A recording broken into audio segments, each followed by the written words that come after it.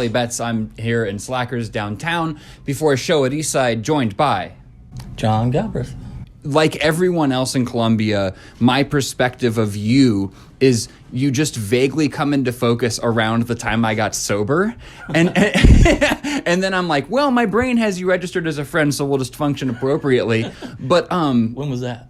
7.5 years ago. Oh, okay. Yeah. Well, I stopped drugs in 2009. So I just remember you having always done shows. But when did you first start doing shows in Columbia?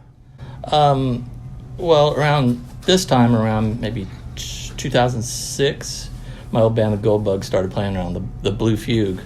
But I was here in like the late 80s, early 90s playing with a band called Dreams About Guns. And then I moved away and came back in 2001. So before we get back to you coming back around, I guess just to get into it, what I've heard about this place in the 80s is that it was kind of like punk gothic central. Like it was a hub, is the word. Is that true? Confirm or deny?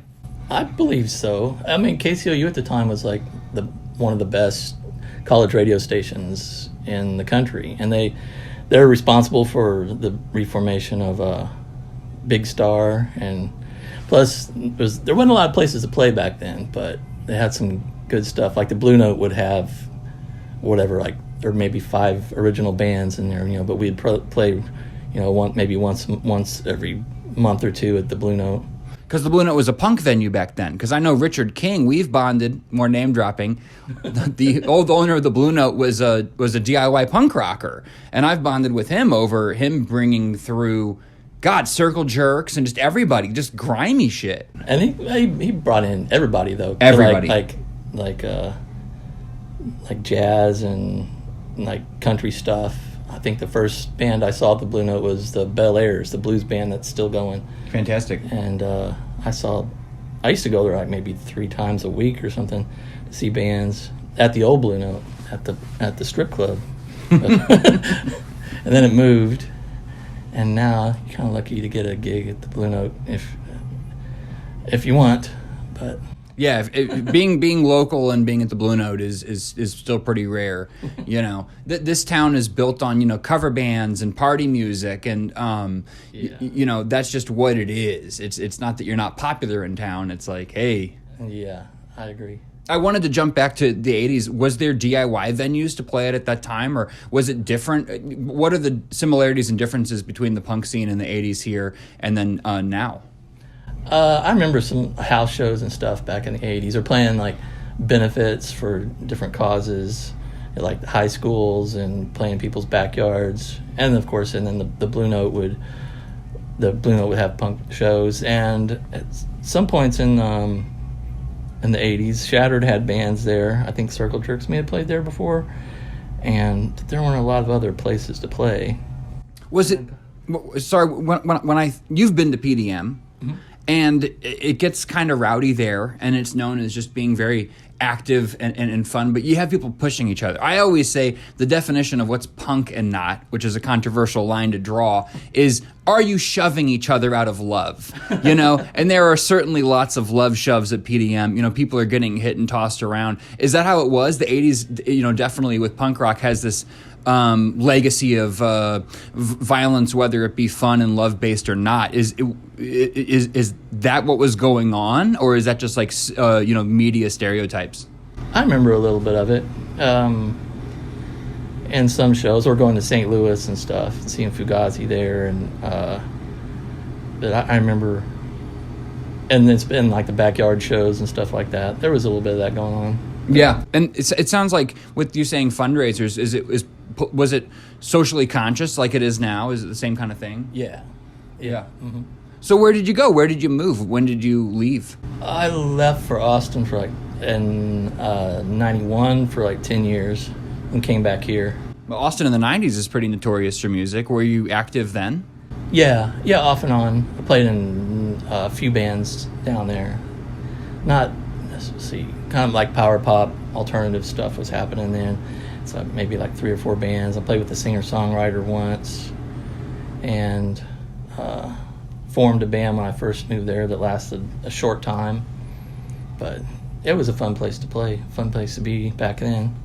Yeah. So what happened? What made you come back here? Oh, my son was born, and we decided to move him back to where he could be close to family, grandparents, and everything like that. And your son is a musician as well, right? Yeah, he plays French horn. He's majoring in French horn performance in college, but he can play all kinds of things. He plays piano and played all sorts of horn instruments in high school. Plays piano, and he can play guitar and bass. He just doesn't do it much. Well, you don't get paid as much. You don't get it. You don't. It's harder to get the scholarship. Oh yeah, there you go. Yeah. That's funny that you're kind of playing like house shows and punk benefits, and then he's doing this more academic right path. Like, do you feel like he has kind of rebelled in being more into music theory than you were? I don't know. I haven't thought about that. I mean, he just been, he went through all the, marching band and all the bands in school and stuff, which I never did. I was playing with people in my 30s when I was in high school, practicing 3 nights a week and playing with grown-ups. But that's a great way to learn. Swimming with sharks, Yeah. And just, how'd you learn? Just watching them? Just seeing what they did with their hands and picking up the tricks? I just like listening to records and stuff. And I played in my dad's church when I was growing up and learning how to play by ear then, watching people move their fingers and following them, and then going home and trying to play Black Sabbath. What did your parents think of them being churchgoers that have you in the band and then you're home playing Sabbath? I was the youngest of 5 kids, so by the time I came around, they didn't care what I did. They just kind of do whatever. I wasn't. My older brother, he was the one that was causing all the trouble. Getting all the attention? Yeah, causing trouble, and so... Playing a guitar riff wasn't the worst of their worries? Yeah. Perfect. I wasn't selling joints out my window, so... Like a drive-thru? That would have been a good idea if you can get the car that close. Just in the yard? That'll piss your parents off. Very convenient, though, for the drug dealer. Yeah, that's wild. I think that's kind of this funny, like, churchgoers, and then you got the rock guy, and then you're kind of almost back into the halls and the fancy stuff with your son. There's seems to be some kind of generational thing. His children will probably be rebels. Oh, maybe so. Yeah, just warning you. I'm just trying to give you some foresight and warn you. I'll warn him. Yeah, warn him, I guess, is more like it. So has he played on your records, your son? Oh, yeah. He's played French horn on a few times. He's played trumpet and trombone on some songs. I made him play piano on probably a couple songs. If I can get him to, he will. Does he try to tell you need to know theory? I don't think so. He doesn't care? He just respects it for what it is? Yeah. I know a little bit, but I don't know. I know some theory, but I don't know what they teach in a music conservatory. That's just way over my head. So I guess what I wanted to know personally, and I always use interviews as a personal vehicle to get knowledge I actually want in the world for myself, assuming others might want it. But what advice do you have as a songwriter, as someone that's written like so many catchy songs, like so many just good songs? You seem to have found out how to catch people's ear with a track. What do you think others should do more of or less of? What advice would you give me and others? I guess just keep doing it. The more you do it, the better you get, I guess. And then, as far as catchiness goes, sometimes you can come up with better melodies off your guitar or something, or off your instrument, maybe like in your head, and then go back to it. Or maybe that's a good way of finding a chorus or something if you got your verse figured out. Maybe I don't always do that, but I've done it before, where you've written off the instrument, like you can come up with different melodies than if you're going where your fingers normally go or something.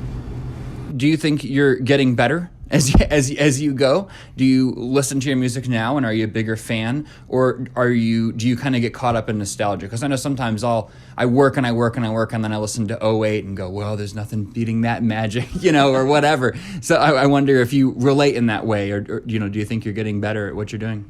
I don't know. I hope so, but I don't. I'm not sure. I think we've gotten better at wanting the craft of the recording part. Not letting something. Oh, that was good enough. Letting that slide. That was sloppy. Yeah, but that was cool though. But I think I might be more meticulous about stuff when we record now. But there's still some sloppy stuff that we like that, but It's always a balance. yeah. Yeah. That's cool. That's very cool. Well, I'm happy to be kind of hopefully coming out of the pandemic and seeing you play out again and seeing what's next because, I think your music's getting better, honestly. Oh, thanks. Yeah, I listened to the latest stuff and I'm like, oh boy, you're really onto something here, Oh, cool. It's you just also you have so much energy, It's just like up, it's popping, Oh, good. Yeah, this new one's kind of.